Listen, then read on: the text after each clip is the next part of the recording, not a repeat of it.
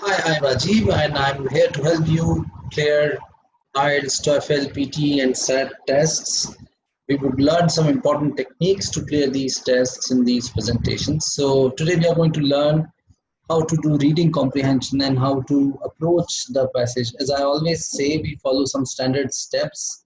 So I would first tell you about those steps before we move on. So this is what I recommend. Whenever you start your reading comprehension, first of all, read the questions. So read the questions first, because reading the questions would give you an idea of what type of passage is this and what strategy you should adopt to answer questions quickly. Then when you read the questions, identify the keywords and just keep on marking them there in the question. So later on, it would be easy for you to search. Uh, Identify what type of information is important, uh, whether it is related to some names or whether it is the paragraphs and their headings or there are MCQs. So based on the type of questions, you would be adopting the right strategy to answer questions. So it is very, very important to read the questions first. Once you have understood the nature of the passage based on the questions, you can do one paragraph at a time, do the keyword matching, go to that particular paragraph, read the question, read the section related to that keyword and answer questions. You can also go for uh, combing technique in case combing is the best way. Combing should be used when the passage is a little alien and for the passages which are linked, which means you understand the content, you can read the passage first and then answer questions directly. So let us see what type of passage is this and what is the best strategy to answer it. If you look at this passage, let's go straight to the questions. If we analyze the questions here, we find that we've got these MCQs, and let me just analyze one or two questions a little deeply to understand the passage. So this is important. Rather than reading all the things in the test paper, we are reading the questions to understand the passage. Okay, so let's just see. Neuroeconomics is the field of study which seeks to. So there is one word which I can see. This is a key term used here. Neuroeconomics. So I would look for this word in the passage.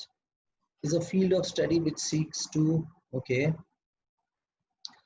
Iconoclast. So this passage talks about iconoclast. Now I understand what is an iconoclast. An iconoclast is a person who does not believe in rituals and the traditional ways of doing things. He tries to come up with his own way of finding solutions to problems. Then it says, according to the writer, the brain works efficiently because, so that is, this question is related to the working of the brain. Then the next question is about perception is, so something which is related to perception. So what determines the perception of a person? Probably there would be questions based on that. Then the next question is uh, about, according to writer, an iconoclast thinker. So how he thinks and how he comes to a conclusion, centralizes perceptual thinking, avoids cognitive traps. So these are some MCQs here. And then I can see there are these uh, true false not given questions, which are basically line based questions. So while doing the passage, we can find out what it is. And then there are questions related to thinking like a successful iconoclast is demanding. So demanding is the keyword here. So I'll just keep on marking some keywords. As I said, that while doing the questions, reading the questions, we can simply mark a few keywords. Thinking like an iconoclast is demanding. So the keyword is demanding here. Why is it demanding? The concept of social brain, so this looks like a keyword here, is useful. So why is this useful? Iconoclasts are generally an asset. So why are they an asset? Okay, fine. So just a general idea so that, you know, there is a better retention in case we just keep on underlining stuff in the passage. Okay. So let me just review. So I find that this is quite a scientific passage. So it would be good to go for what do you call combing, which means we'll go one paragraph at a time and we'll try to answer questions based on that. So I'm applying the combing technique to answer questions here. A neuroscientist reveals how to think differently. Okay, so the passage is about how to think differently. All right. So what it says is, I just select the right ink. Okay. In the last, so this is the first paragraph, and I'll keep on making some annotations here.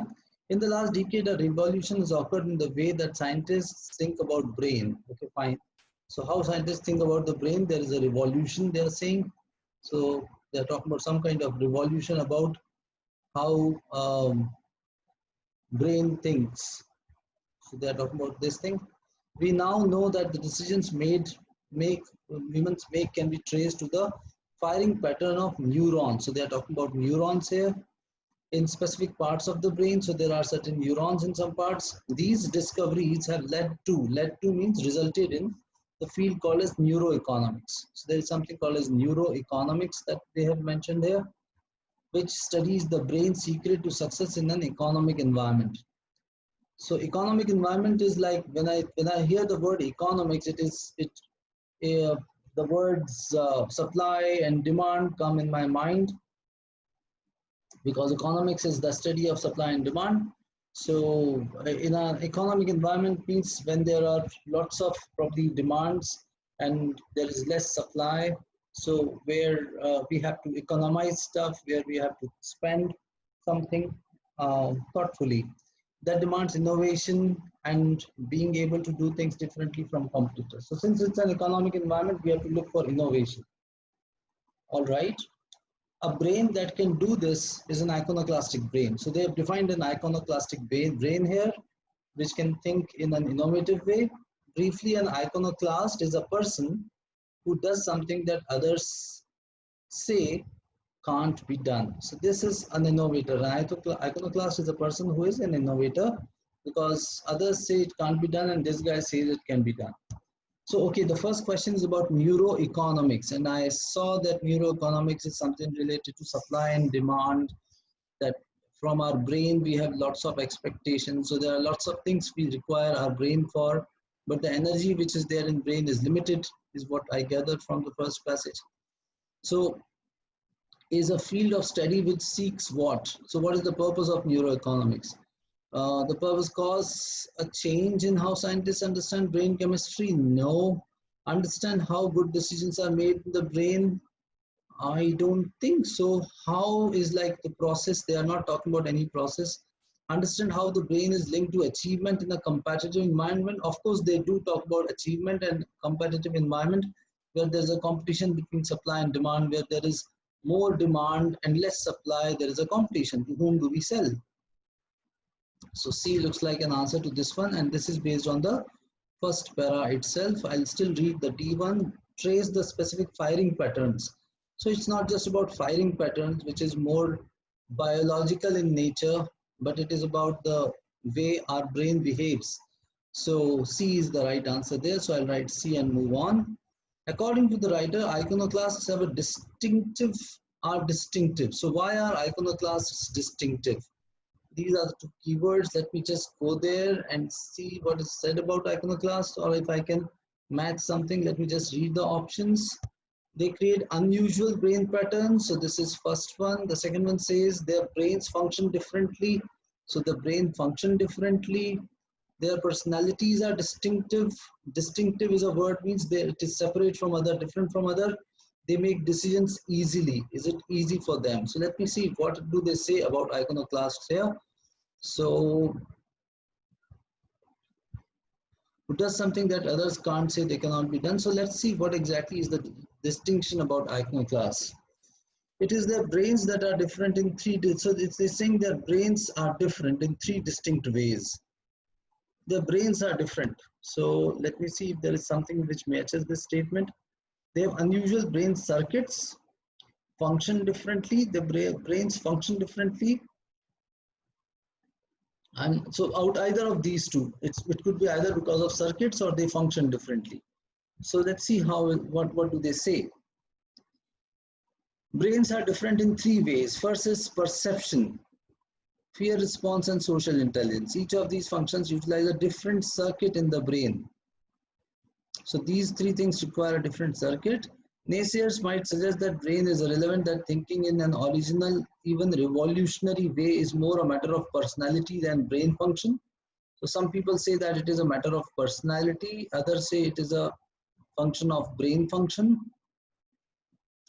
But the field of neuroeconomics was born out of the realization that physical working of the brain places limitations on the way we make decisions. So there is a relationship between physical working of the brain and the way we take decisions, which means if the brain is functioning at a slow speed, our decisions would be slow. But understanding these constraints, we begin to understand why some people march to a different drum beat. So why people behave differently. Well, let me read the question once again and see if there is an answer. According to the writer, iconoclasts are distinctive. So let me just write this down, A, B, C, and D. Iconoclasts are distinctive. They create unusual brain circuits. When it says they create, as if they are deciding what to create. So this is like very, very active. It's not an active decision, which makes me select A wrong. So A gone. I'll say this is gone. Their brains function differently. So this is more involuntary in the way it is written. Their brain functions differently. So it might be the case because that's what they have said in the first line, first paragraph, last line also.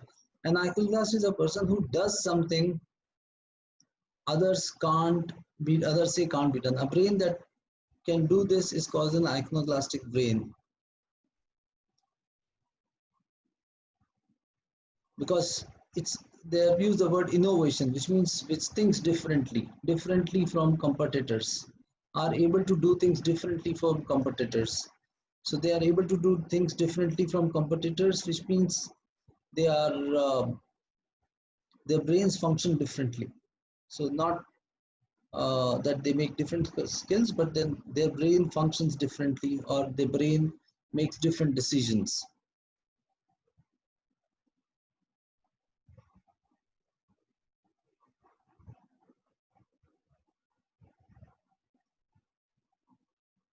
Okay, now let's go to the next question. Next question would be about, the writer says that perception is, according to the writer, the brain works efficiently because, so it's talking about the efficiency of the brain. So why does the brain work efficiently? Let me first find my own answer. Okay, so here I can see the brain has got limited resources, which means it has to work efficiently. It has fixed energy budget about this much watt. So it's like a light bulb. It has got fixed energy budget. So that whatever budget of energy is there, the brain is supposed to use it very smartly. This is where most people are impeded from being an iconoclast. For example, when confronted with information streaming from the eyes, the brain will interpret this information in the quickest way possible. So brain tries to efficiently work, and that is why it tries to go fast. It will draw on both past experience and any source of information, such as what other people say, to make sense of what is seen. So brain actually depends on the past experience to relate to stuff. This happens all the time. The brain takes shortcuts. So basically here they're talking about shortcuts that work so well we are hardly aware. So that is why it works efficiently, because it works on shortcuts. And how does it create shortcuts? Well, it depends on the past experience. So brain has got its own way of developing experiences, and this is what we call as perception of the world. So we know that every day we have to go off to office. As soon as a left turn comes, our body starts telling us, or brain starts telling us that the left turn would come. So because of perception or something which gets fixed in our mind, the brain functions in a certain way. So how does it acquires efficiency or works in an efficient way? Because it uses eyes quickly, not really. It interprets data logically. Well, that does not make it fast to a great extent. So I'll say maybe. Generates its own electricity. Now, there is no connection between electricity and efficiency of the brain. Relies on previous experience. Of course, they said past experience, so D is the right answer there. So I'll say D here. I'll say B here.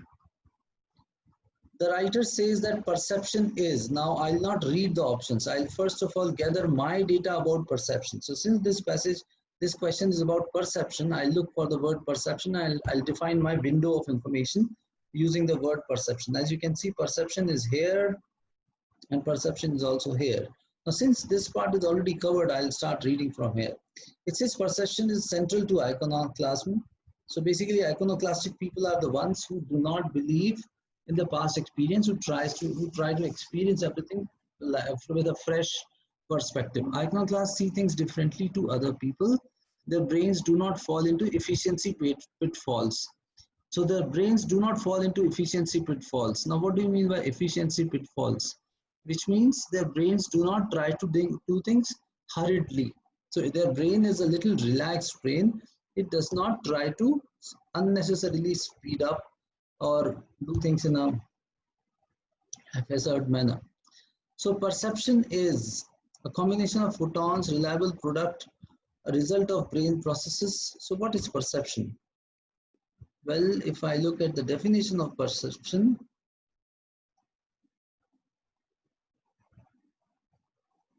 we think our perception of the world are real, but they are only biological and electrical rumblings. Perception is not simply a product of what our eyes or ears transmit to our brain more than physical reality of photon and sound. Perception is a product of brain. This is what they have said. Perception is a product of brain. So now I understand it's a product of brain. So what do you mean by product of brain? It depends on how the brain processes information. That becomes perception or our awareness about something or our opinion about something. So it is a result of brain processes. According to Writer, an iconoclast thinker, someone who thinks in a new way, centralizes perceptual thinking in one part of the brain, which means he uses one part only, avoids cognitive traps. Now, what do you mean by cognitive traps? This is important. Cognitive means something related to intelligence. So if somebody is avoiding cognitive traps, means somebody is not becoming a slave of one's intelligence. Otherwise, half the time we become our own slaves of intelligence and we try to take decisions based on that. Intelligence is nothing but crystallized past experiences. So basically, an iconoclast thinker considers every experience as a new experience and then takes decision based on that. Let us say, for example, one example which is coming in my mind is, let's say there is a fire in a building and we are standing on the 10th floor. Now, most of the people, when it is fire, they will go down through the staircase. And there is no guarantee that staircase would be safe because there is fire. Now, this guy, if there's an iconoclast from the 10th floor, he'll look at the pipe and he'll see, can I go down through a pipe? Now, he may be successful, he may not be successful, but he'll always think in a very different way from a normal person.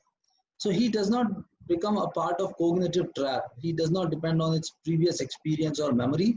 He looks at every problem from a fresh perspective.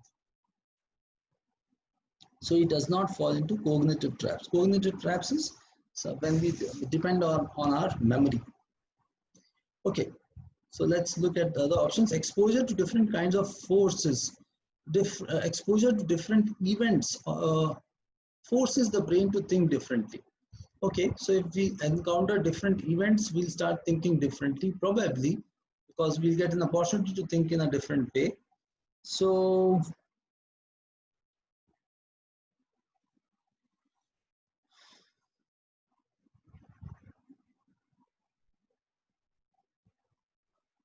I'm just reading the passage very, very quickly here. So there is nothing like anything said here that we think differently or different environments give us a stimuli to become iconoclast. Let me just read the question once again. An iconoclast thinker. We have done this question. Exposure to different events forces the brain to think differently.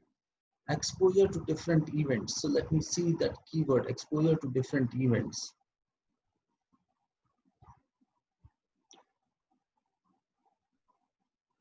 See, here it is. The best way to see things differently to other people is to bombard the brain with things it has never encountered, which means if you give new experiences to the brain, it will start thinking differently.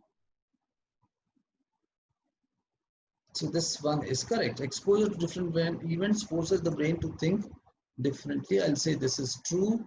Iconoclasts are usually receptive to new experiences. Usually the questions are in the sequence. So iconoclasts are usually receptive. Let's see.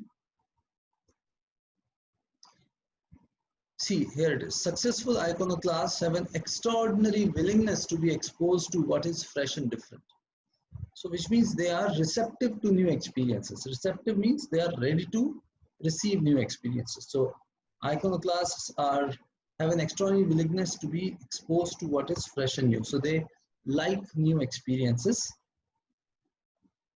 I'd say this one is true.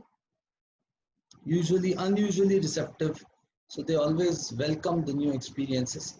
Most people are too shy to try different things. Most people are too shy to try different things. Let's see, is it the question of shyness or something else?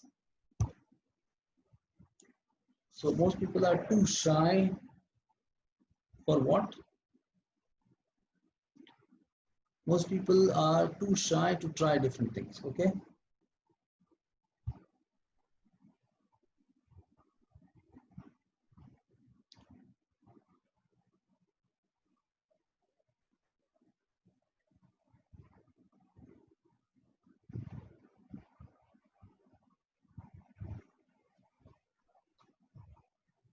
Most people are too shy to try different things.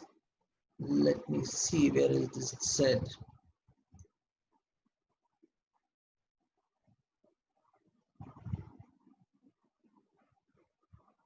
No, this is the first page. I'm looking at the wrong place. This is the second paragraph where we have already reached.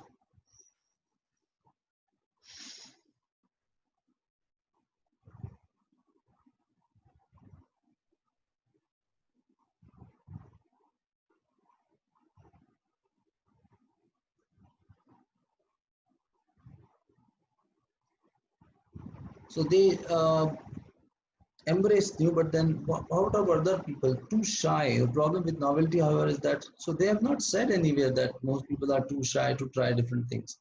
This is not said, so I'll say this is not given. So this is not given. This one was true. 33 is true. This is not given. If you think in an iconoclastic way, you can easily overcome fear. So this an easy way to overcome fear is you start thinking like an iconoclast in an iconoclastic way. So is it said there that you can easily overcome fear? So let's see what have they said about fear. Fear is a major impediment. So it's not you can easily overcome. It's a major impediment to thinking like an iconoclast. So because of fear, people are not able to think like an iconoclast. That does not mean if you think like an iconoclast, you will be able to overcome fear.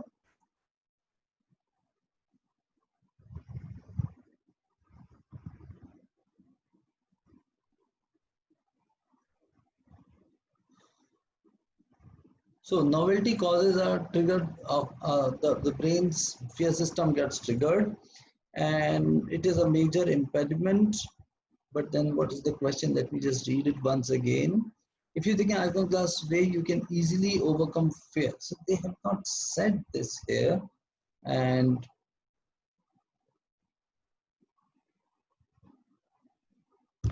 fear of uncertainty and fear of public ridicule. These may seem too trivial, but fear of public speaking, which everyone must do, and but then they do not say that if you think like an iconoclast, you can easily overcome fear. So the answer can be either not given or false. So out of these two. Observation of iconoclasts show that they embrace novelty while most people avoid things that are different. Oh, so this is very clearly said that while most people avoid things which are different. So if you think in an iconoclastic way, you can easily overcome fear. Now, avoid people, it's saying people avoid it. When concerned about embarrassment matters less, other fears become more irrelevant. So they have not said anything of that sort. Fear of public speaking is a psychological illness. Now, this is an interesting question. Where do they talk about public speaking? We'll go to that place. Here it is. Fear of public speaking, which everyone must face from time to time, afflicts one-third of the population, so it affects a large number of people. This makes it too common to be considered a mental disorder. So since there are so many people who are affected by fear of speaking, this is considered to be a mental disorder, but it is not actually a mental disorder. It is simply, so what is it? It's a common variant of human nature. So this is where you have to pay attention to the tone, that it is not a disorder or a disease, it's just a common variant of our nature. So the question was,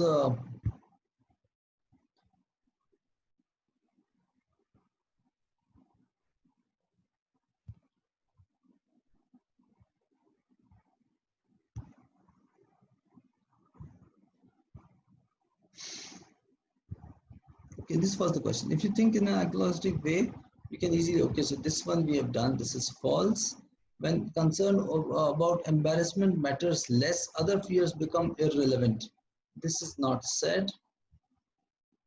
Fear of public speaking is a psychological illness. So this is false. It is not a psychological illness. It appears to be a psychological illness, is what they're saying. So it is not a psychological illness as such. Now the last three questions would definitely be from the last three paragraphs. Thinking like a successful iconoclast is demanding because. So let me go and find out why is it demanding.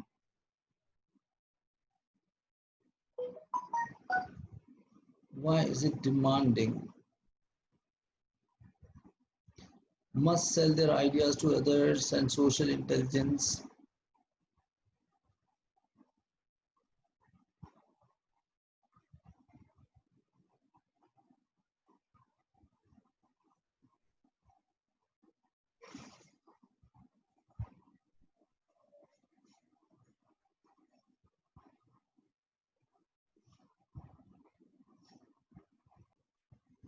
Okay, so let us see, why are they saying thinking like a successful iconoclast is demanding? So I'm not looking at the options, I'm first going to the passage. So must sell, this is a social intelligence, so social ability to this. Why is it demanding? So I'll have to look for the keyword, something which is similar to demanding. It has to be here in this paragraph. Finally, to be a successful iconoclast, individuals must sell their ideas to other people. This is where social intelligence comes. Social intelligence is the ability to understand and manage people in a business setting. In the last decade, there has been an explosion of knowledge about social brain and how the brain works when group coordination and decision making takes place. Neuroscience has revealed which brain circuits are responsible for functions like all these. Empathy, fairness, and everything. These brain regions play a key role in whether people convince others and all this. So perception is important in social recognition too, and all this there what I'm saying. So why is it so demanding? Let me just see. So thinking like an iconoclast is demanding requires both perceptual and social intelligence. They did say perceptual, they did say social intelligence, so I think this is the answer. So for 38, the answer is A. The concept of social brain is useful to iconoclast because. So why is the concept of social brain useful? So let me see. Social intelligence is the ability to understand and manage people in a business setting. Last decade, there has been a lot of study about this social brain. They have revealed that brain circuits are responsible for functions like understanding what other people think, empathy, fairness, and everything. These brain regions play a key role in whether people convince others of their idea. So this is what it is, basically to convince others and to take others also into consideration. The social brain is necessary. So if we look at this and if we look at the options here, so concept of social brain is useful to iconoclast because it focuses on how people decide on an action. So it focuses on how people decide on an action. Of course, when we are coordinating and those words are there, so the answer to this one is B. Iconoclasts are generally an asset because their way of thinking works in many fields, both artistic and scientific, or what is this? So generally an asset. So why are iconoclasts an asset is the question.